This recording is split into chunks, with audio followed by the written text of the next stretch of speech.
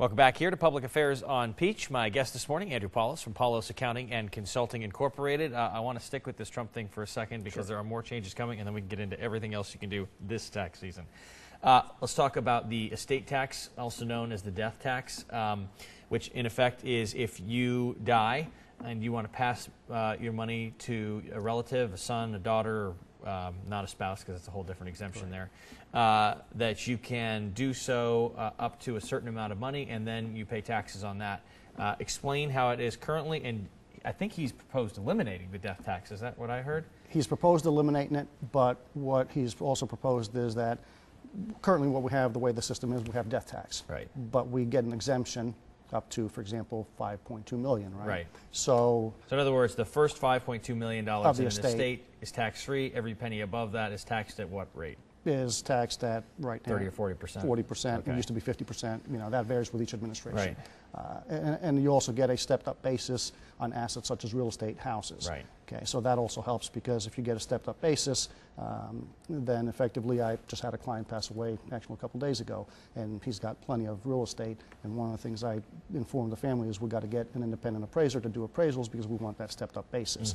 That way, you can avoid taxation. If you sell the place. If you sell Right. the house, exactly. Okay. Now, what President-elect Trump is proposing is that he gets rid of the estate taxes, death taxes, basically.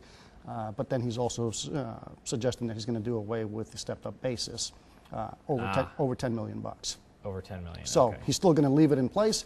And look, Which is where the spousal exemption is right now. Correct. So if you are a husband and wife, you have 10 million. and the reality is, look, your average middle-class family in America, Not going to impact it whatsoever. it's probably not going to have $10 Right. million. If you do, then you're Congratulations, living right. very good. Yeah, exactly.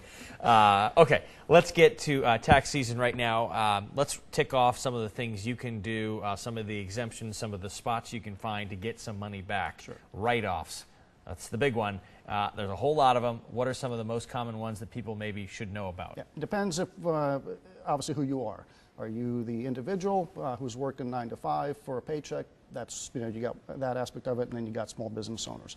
From the individual side, folks need to look if they haven't maxed out their 401ks. Limit is $18,000. Go ahead. And how does that work? If your limit or the match on the employer Your limit. total? Your So limit. I can contribute $18,000 if my employer matches Whatever they match, $18,000 or whatever. whatever their Awesome. percentage is, correct. And how is that taxed in the long run? Because I think that's another confusing spot. People, Roth IRA is different. If you're putting money in a Roth IRA, all that income never gets taxed, but you can only do that to a certain point. Correct. With your Roth, you're putting in after-tax money. So when you get it out at retirement, Which, by the way, it's a great option if you're capable of doing it. correct. Right? If you're not looking for the tax deduction, Yeah. it's a great option.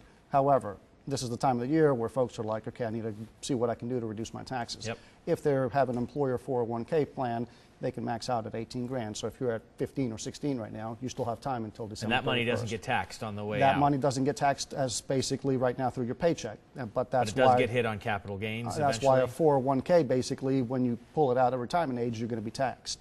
So What rate do you get taxed at when they pull that out as of right now? Is that a capital gains rate no, or it's a personal it's income a rate? personal income rate. Okay. And that's, you know, in the tax system, and I say that in the tax world, the tax game that we play, effectively, we're trying to do tax planning today and not knowing really where the world's going to be or what tax Because system we're gonna every have. presidential election, every Congress, Exactly. this all gets thrown up in the air. Exactly. and So changed, it's kind of you're looking for today, hoping for the best in the future, Right. depending on where you're at that point in time. But 401ks, one of the other things is, you know, charitable donations. If you're towards year end now, your January 1st mortgage payment if you own a house.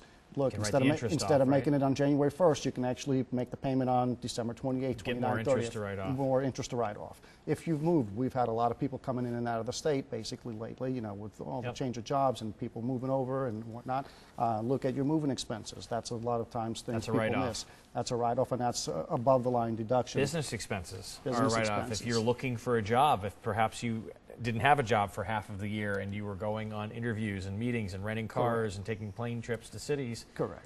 right? That's Yeah, all so, right so off. that's all a write-off, exactly. And it's, you know, a lot of that is itemized deductions, so not one thing is going to make a huge impact, but when you start combining them all in totality, that could make, you know, a change depending on what you've got. So it's the tax planning stage. It's as I tell clients are calling in right now, hey, can we sit down for 30 minutes, for an hour, let's review. Absolutely, we want to review now because come January 1st, there may not be a whole lot we can do. Right now, we still have Some leverage. 3 weeks, we Yeah. have some time to make some moves. Okay, long-term planning. If you are single and you can afford to put some money aside, you recommend a Roth IRA? Yes. Why?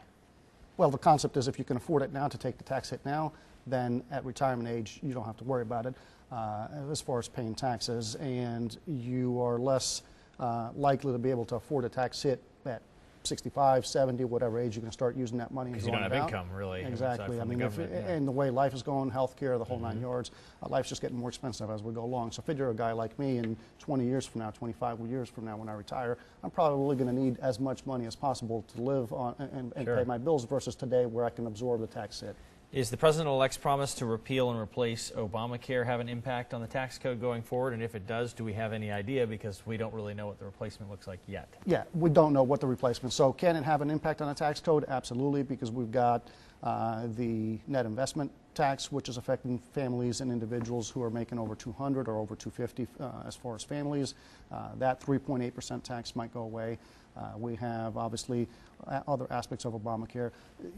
It's a challenge with Obamacare because as much as I say that Obamacare from a tax perspective has not been favorable to middle class America, the problem is how do you do away with Obamacare and still take care of the people that pre-existing and all that, yeah. That's the problem. And when you have folks with pre-existing conditions, if you just keep that element of the bill in place, It's the most expensive that's the element part. of That's the bill. That's the bill. That's the part Right. that has driven up healthcare costs Right. for everyone. So, how do you protect those folks who do need healthcare, at some affordable rate, or do need healthcare with pre-existing conditions that previously weren't able to get anything, and still make it affordable for all the rest of us who are, for example, healthy or who are paying all these higher taxes to absorb the hit. By the way, if you are self-employed, freelancer, and you purchase your own health care, and correct me if I'm wrong on this, you can write that off, right? Is Yes. that right? So you get almost 40% of it back. Yeah, you are. But a lot of people don't know that and aren't doing it. That's a oh, big, that's a big, huge chunk of money. That's a big one. And what we've been doing on pass-through entities that we discussed earlier just a few minutes ago, if you're an S corporation, if you're a partnership, that basically deduction flows from the business level, from the entity level to the individual owners or shareholders, and that's an above-the-line deduction. So let's just say you're paying for your family $800 a month, right? Yep. That's almost $10,000 a year. Yep. That's $10,000 of dollar-for-dollar reduction on the personal tax return. So that's huge, and I'm the first to always ask my clients, "What's your health care cost? How much did you pay if you're self-employed?" I mean, it's a big, thousands and thousands of dollars could come right back to you. Absolutely. Okay, much more to get to on this tax edition of Public Affairs on Peach. We'll be right back.